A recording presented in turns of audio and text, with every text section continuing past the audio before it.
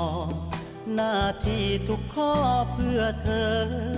แต่แค่คิดใจยังเก้อเพราะว่าเธอบอกเคยร้องขอเมื่อเขาเคียงใกล้เจ้าคุยเรื่องอายว่ายังไงน้อคำถามในใจหลายข้อยังรอเธอตอบจากใจ